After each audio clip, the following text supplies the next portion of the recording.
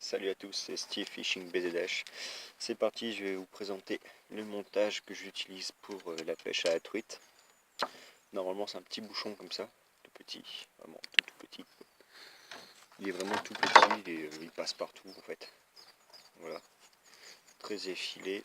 Là je vais le réparer un peu parce qu'il a été abîmé par les branches et tout. Voilà, autrement j'ai un peu plus rond, un peu plus gros, effilé comme ça aussi. Ici un peu plus long. Voilà, et couleur jaune. Ici on a des balles toutes simples, très légères. Parce que celui-là est un petit peu plus lourd que celui-là. Vous allez me dire c'est de la mousse, mais non, non. Celui-là est un petit peu plus léger que celui-là. Mon astuce c'est que je renforce ici avec de la poussière de mousse et de la colle glue. Comme ça c'est plus solide, de chaque côté je le fais. C'est plus solide et ça tient mieux. Sinon vous allez vous péter à chaque fois votre bouchon à force. Moi je vais mettre un bouchon un petit peu plus gros, je dirais du 5 grammes je crois. Je crois que c'est du 5 grammes. Ouais. Voilà. Alors, vous prenez ceci, c'est des stop float. Voilà, il y en a de différentes marques, différentes couleurs. Voilà, moi c'est chez Flashmer. Ça coûte même pas 1,60 €. Et après je mets une petite perle. Ici je vais mettre une petite perle parce que j'ai mis une gaine. Et la gaine a tendance à passer en fait dans le stop float. Donc du coup j'ai mis une petite perle avant. Hop, ça coince, tac, ça tape. Celle-là je vais la garder pour ici, pour la fin. Donc je vais la enlever et je vais en mettre une petite. Allez, on va lui mettre, allez, une petite rouge. Voilà. Moi j'avais peur justement des coloris. Là vous voyez, c'est une couleur rouge. Moi j'avais peur justement que les truites ont peur de la couleur. Et en fait, pour l'instant j'ai pas trouvé de différence à, la différence du coup d'attaque, de choix de poisson, de choix de poisson, de taille de poisson. En fait, j'ai même trouvé plus facile de plomber, enfin, j'appelle ça plomber avec des perles moi, parce que j'utilise des perles assez lourdes, qu'avec ceci, avec des chevrotines. Voilà. Je préfère mettre, quitte à mettre des perles, 3-4 perles assez grosses, assez consistantes, je préfère mettre des grosses perles plutôt que, pas des grosses perles, je m'entends par là, je vais mettre des moyennes, comme je vous ai montré là, les petites rouges. Après je vais mettre une petite verte et encore une petite verte ou une petite orange. Voilà. Généralement je mets une transparente, enfin une transparente, elle est quand même voyante hein, dans l'eau, mais une blanche. Et après je lui mets une couleur assez vive, une verte ou une couleur sable, une couleur un peu orange, comme celle-ci. Voilà, cette couleur-là. Ça c'est chez Flashmer aussi. Ça se vend par pochette. Il y a plusieurs choix de couleurs, plusieurs tailles, le prix est très attractif. Donc pour cela. Ce qui est bien avec les perles, c'est que du coup vous avez un apport en poids assez conséquent. Et vous n'aurez pas besoin de plomber votre chevrotine, de pincer une chevrotine, parce que ça abîme le fil, la chevrotine. Et des fois, quand on pêche au bouchon, vous allez vous retrouver avec ça d'eau et à 1 mètre d'eau ou 2 mètres d'eau des fois. Donc ça permet le bouchon, ça permet de ne pas abîmer le fil, de ne pas tirer la chevrotine, de ne pas la remettre. Là, il y a juste à prendre le stop float, vous le laissez glisser sur le bouchon. Ici, pareil, vous venez coincer le stop float là, et vous êtes tranquille. Voilà, vous êtes prêt à pêcher. Ou s'il y a une attaque, le mieux c'est de laisser à peu près, je vais vous montrer, ce sera plus simple. Voilà, moi ce que j'utilise, vous voyez le premier stop float ici et ici. Voilà. Je laisse ça d'espace, comme ça le bouchon va faire tac, il va faire des à-coups et c'est ce qui va permettre aussi de montrer la touche.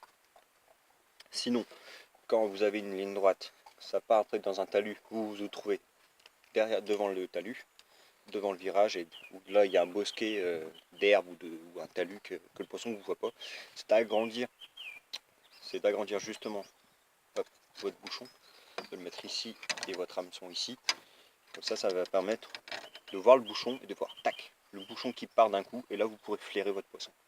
Et là vous verrez là vous verrez mieux la touche que si vous allez mettre ici par exemple votre bouchon là et votre hameçon ici. Parce que du coup le bouchon sera caché dans le talus, dans le virage. Et vous louperez sûrement le poisson parce que vous ne le verrez pas la touche. Voilà. Autrement, vous aurez un coup de chance et le poisson va prendre l'hameçon et il va aller se cacher dedans et puis vous allez réussir à attraper le poisson. Voilà. Cette technique, je l'utilise dans les petits ruisseaux. Dans les grands ruisseaux qui dépassent 2 mètres de largeur à 4 mètres de largeur, je préconise les leurres, bien sûr.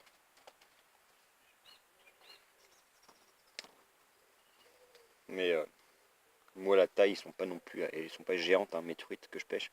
La plus petite faisait 9 cm et l'autre faisait la taille de la main. Donc, je vais vous montrer avec ma clope, avec ma cigarette électronique pour que vous voyez. Voilà.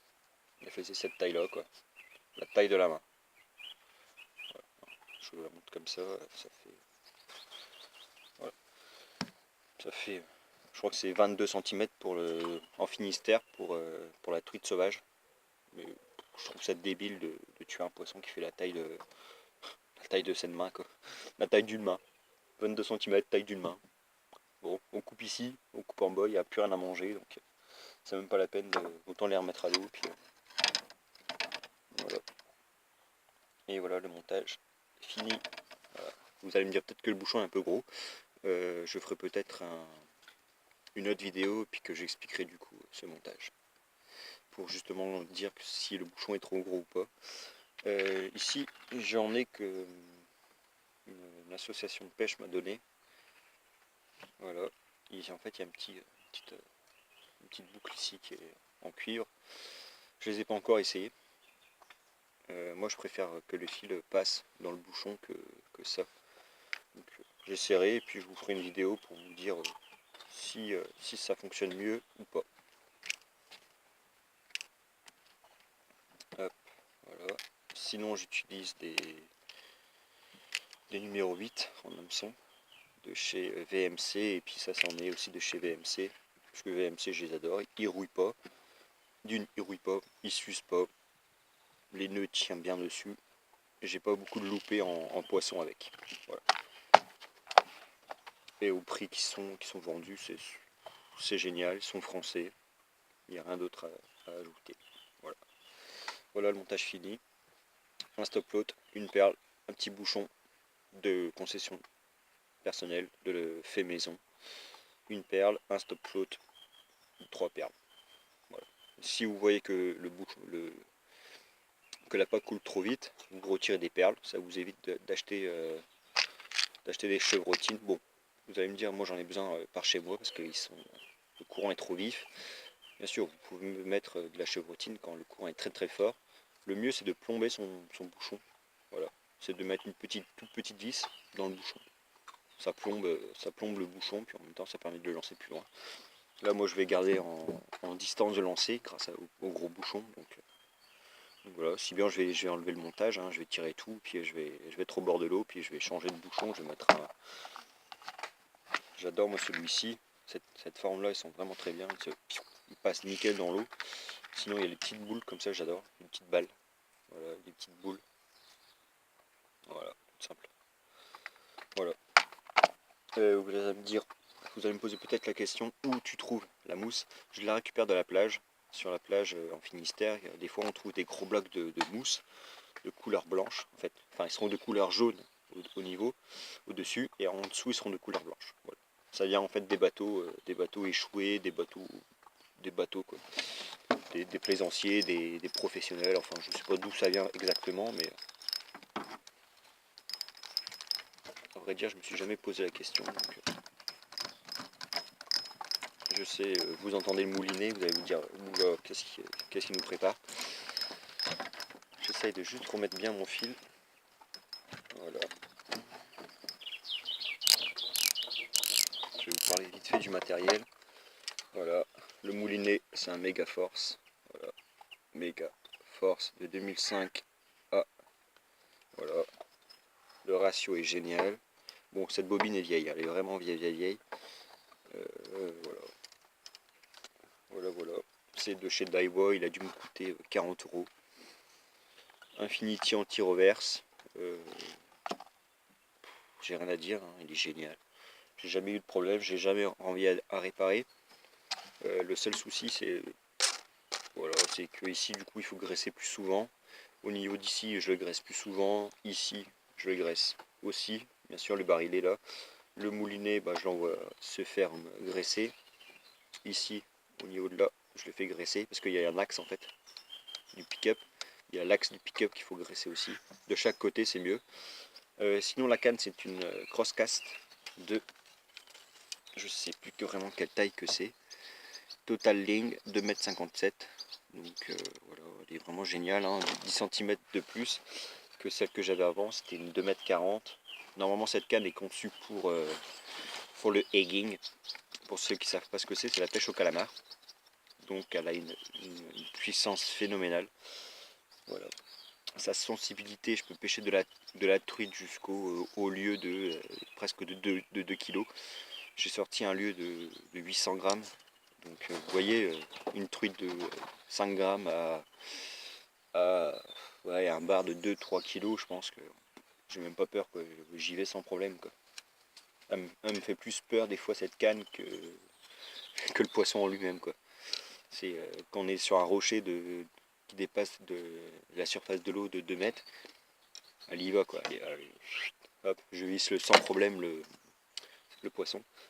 Parce que c'était bien ce qu'il nous faut en rush, c'est plutôt une canne egging. Parce que ces cannes sont conçues pour hisser le calamar. Donc des fois on peut avoir des calamars de plus de 2 kg facilement, de 800 grammes. Voilà.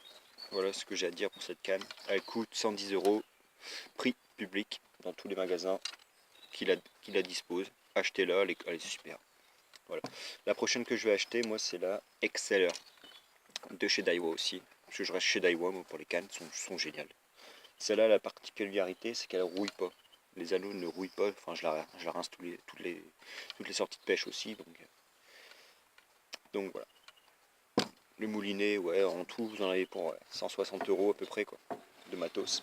Je suis en tresse, bien sûr, de chez Daiwa, la 8 Bread. Voilà. Du coup, j'ai dû rajouter une petite.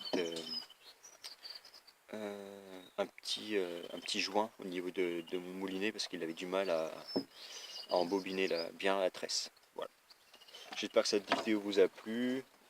Sinon, vous pouvez acheter la mousse hein, n'importe où. Vous pouvez l'acheter n'importe où, hein, ça ne pose pas de souci.